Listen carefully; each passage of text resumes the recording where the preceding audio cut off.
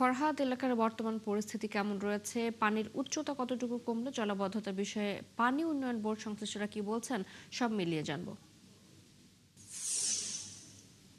আপনি যেটা শুনছিলেন আসলে আপনি জানেন যে যে ভবদহ অঞ্চল যেটাকে বলা হয় সেটা আসলে যশোর, খুলনা এবং সাতক্ষীরার কয়েকটি উপজেলা নিয়ে, অর্থাৎ যশোর জেলায় ৩টি উপজেলা, অর্থাৎ মদিরামপুর, কেশবপুর এবং অভয়নগর ৩ উপজেলা। আপনি জানেন যে চলতি মৌসুমে প্রায় ১,০০০ মিলিমিটার বৃষ্টি হয়েছে। অতিবৃষ্টির কারণে প্রায় এই ৩ উপজেলায় ১০০রও বেশি গ্রাম অর্থাৎ জলাবদ্ধতার শিকার হয়েছে।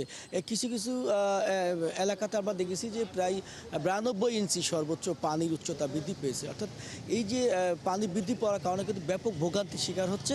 ইতিমধ্যে যশোর জেলা প্রশাসন কিন্তু এই অঞ্চলগুলোতে, বিশেষ করে যে অঞ্চলগুলোতে জলাবদ্ধতা বেশি, সেখানে কিন্তু তারা আর্থিক সহায়তা এবং যারা নিম্ন আয়ের মানুষ তাদেরকে কিন্তু চাল সহ বিভিন্ন আর্থিক সহায়তা প্রদান করতেছে। কিন্তু এই যে ভবদহ আসলে দীর্ঘদিন যে সমস্যা সমাধানের জন্য যে স্থায়ী সমস্যা সমাধানের জন্য কিন্তু আসলে যে প্রকল্পগুলো নিয়ে আসে সেই প্রকল্পগুলো কিন্তু প্রথম ২ বছর বা ৩ বছর সফলতার পরে প্রকল্পগুলো আবারও কিন্তু এই দুর্ভোগের জলাবদ্ধতার শিকার হন।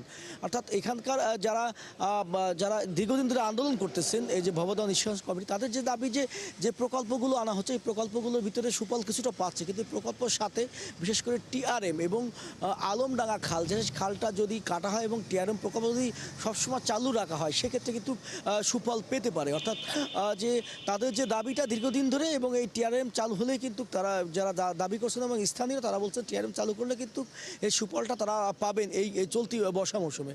এবং পানি উন্নয়ন বোর্ড যারা বলছেন, পানি উন্নয়ন বোর্ড বলছেন চলতি মৌসুমে কিন্তু এই পানি নিষ্কাশনের জন্য ১৪০ কোটি টাকা ব্যয় একটি প্রকল্প চলছে, এবং এই প্রকল্পটি সম্পূর্ণ সেনাবাহিনী তত্ত্বাবধানে চলছে। অর্থাৎ এখনও পর্যন্ত প্রায় ৬৪% কাজ সম্পন্ন হয়েছে, এবং বাকি কাজ যদি সম্পন্ন হয় সেক্ষেত্রে কিন্তু চলতি মৌসুমে কিছুটা সফলতা পেয়েছে স্থানীয়রা, এবং পুরো কাজ শেষ হলে আগামী বছর থেকে কিন্তু পুরো সফলতা পাবে দাবি করছেন পানি উন্নয়ন বোর্ড। অর্থাৎ এই যে প্রকল্প, এই প্রকল্প থাকলেও যে যারা স্থানীয় এবং যারা দীর্ঘদিন ধরে পানি নিষ্কাশন কমিটি যারা আন্দোলন করে আসছেন, যেমন গত 10 দিন আগে কিন্তু যশোর জেলা প্রশাসনের কার্যালয় কিন্তু স্থানীয় যারা ভবদহ অঞ্চলে যারা ডুবে আছেন তারা কিন্তু যশোর জেলা প্রশাসনের কার্যালয়ে অবস্থান কর্মসূচি পালন করেছে, এবং তাদের দাবি দাবা যদি না মানা হয়, বিশেষ করে টিআরএম প্রকল্প এবং আমডাঙ্গা খাল যদি খনন না করা হয়, তারা কিন্তু আরও বৃহত্তর কর্মসূচি পালন করার জন্য তারা প্রস্তুতি নিচ্ছেন। তো সেই এই দাবি দাবাগুলো স্মারকলিপির মাধ্যমে জেলা প্রশাসনকে জানানো হয়েছে। পাশাপাশি পানি উন্নয়ন বোর্ডও সমন্বিতভাবে কাজ করছেন। ফরহাদ, ধন্যবাদ আপনাকে।